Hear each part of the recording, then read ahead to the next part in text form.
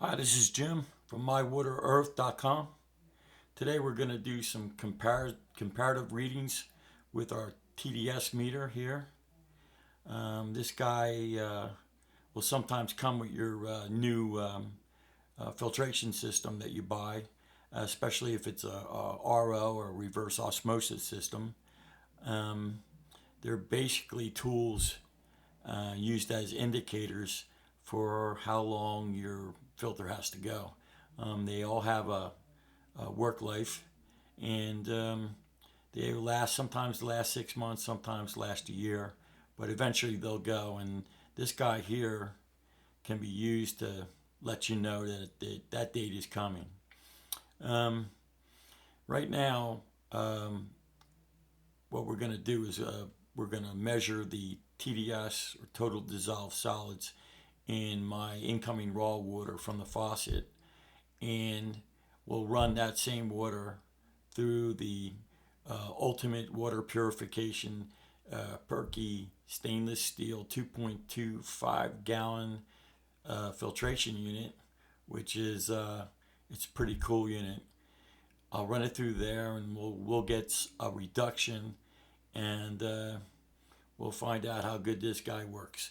But first thing we want to do is we want to rinse it off with distilled water. There's a probe inside the meter that you can't get to, and distilled water is the best way to clean that off.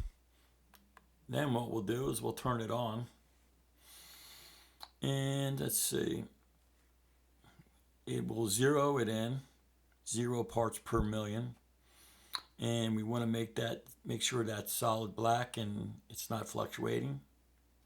And that looks pretty good. Now we're going to measure the total dissolved solids that are coming in through the meter or through the filter, and we'll see the reduction when it leaves the effluent in the back of the filter.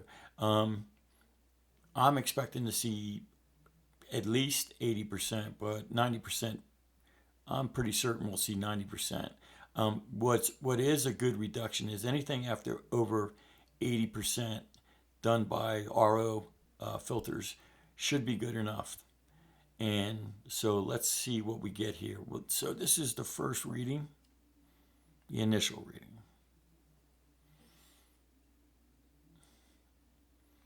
136, 159, 152, and 158.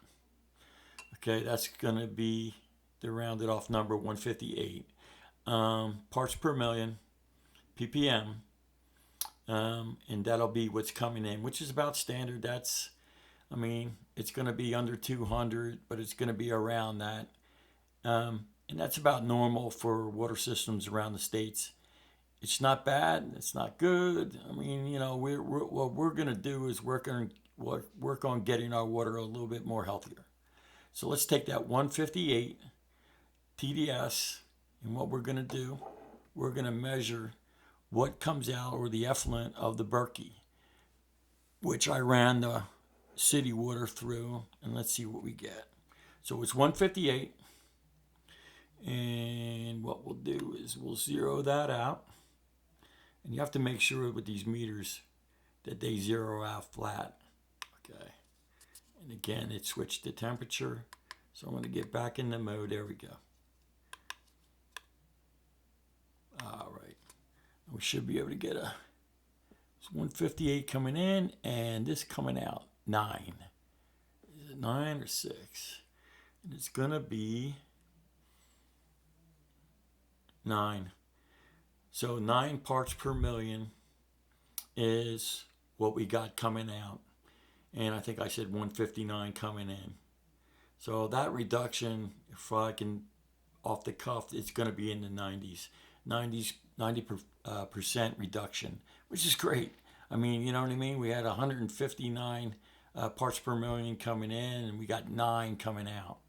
So if you're interested in health and a little more clarity in your water, and less of whatever else that is, because there's no real way of telling what it is.